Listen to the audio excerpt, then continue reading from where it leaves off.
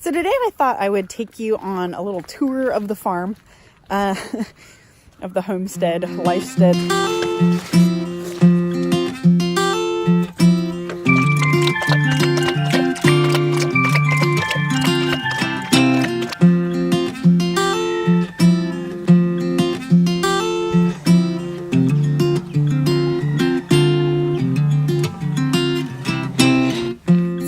I would take you on a little tour of the farm, of the homestead, lifestead that we live on. And I'm getting some alfalfa for my sheep, so I thought I would show you what we did with a metal building for our horse and hay storage. Some people have asked about it, some of my friends. So this is the metal building we have, and it's a 24 by 12. And then we have some panels. There's my horse out here. I really needed to get her out of mud, so we put this decomposed granite down. It has turned to mud.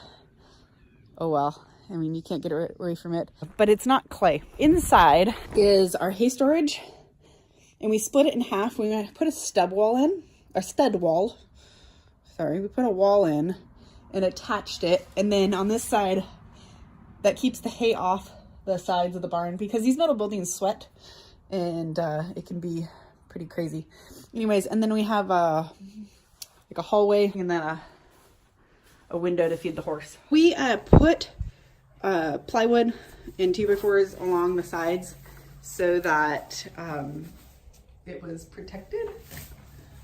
And we put this wall in here. We use these brackets. Can I see that? So this functions. You can see some condensation on it. It's not perfect, but it was cheaper than building a pole barn, and because we looked into that. So it works for hay storage and it works for my horse. So yeah, I make do with what I have. And I think that's the whole thing about homesteading, is you just have to work with what you have. So this is my sheep barn.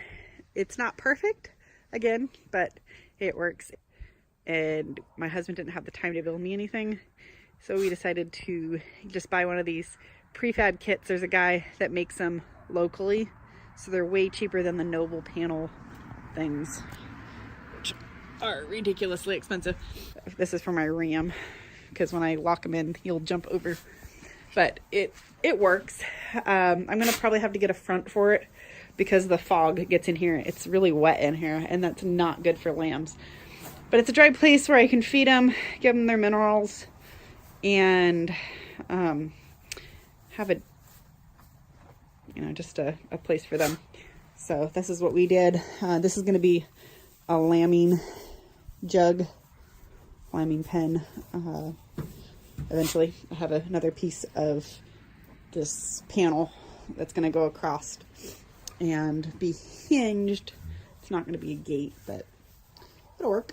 Underneath it I have gravel and these mats that are actually old conveyor pieces. So it came with a property, and that's what I've got.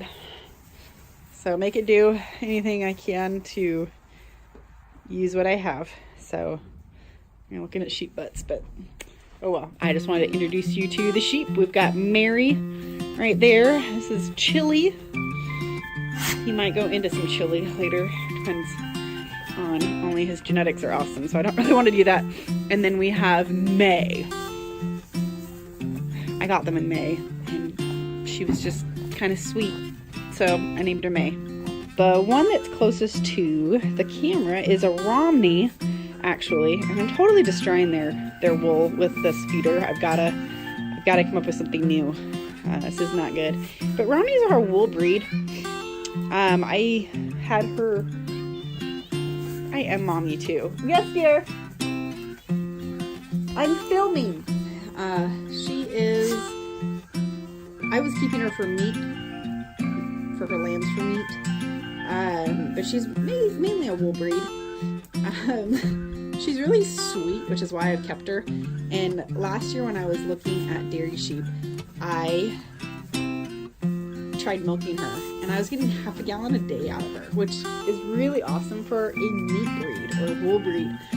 And well, I guess I'll talk about my ram because he's right there. He's a Lacan East Frisian cross. Here's my East Frisian ewe.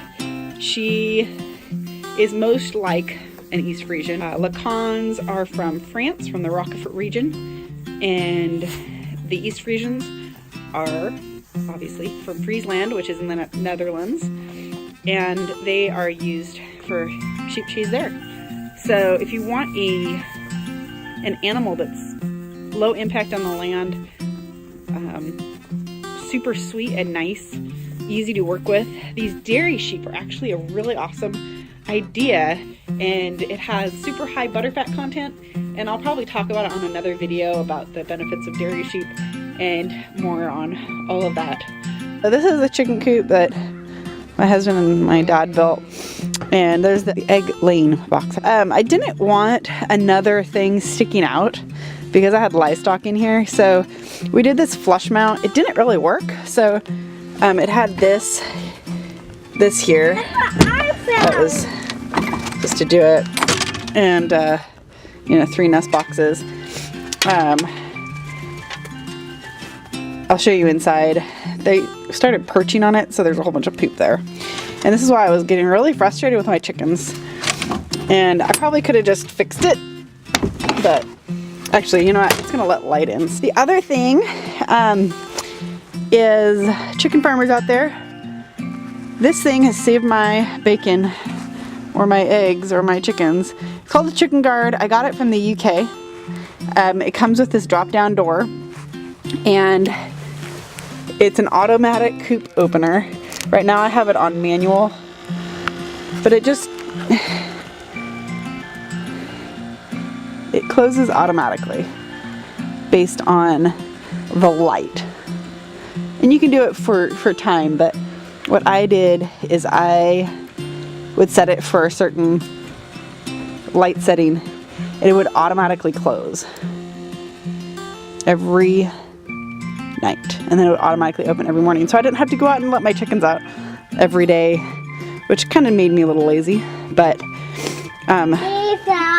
yeah, the guineas are in there. So I raised my guineas with my chickens, and consequently they decided to continue cooping up at night, which most nights they do. Sometimes they just sleep on the roof or the fence.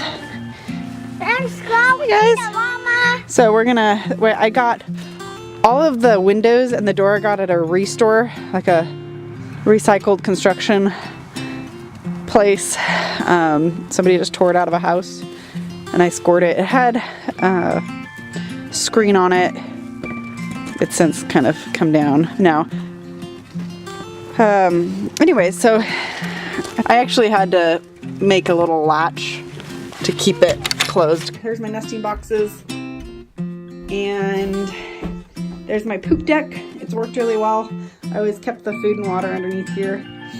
I sold my chickens, the last of my chickens last week, so my guineas have been kind of hanging out in here, but pretty self-sufficient. I have been feeding them the rest of my food, which I'll probably put in another shed. So this is it. We're gonna clean all the vestiges of chicken out, and this is gonna be a great milking room. So here we go.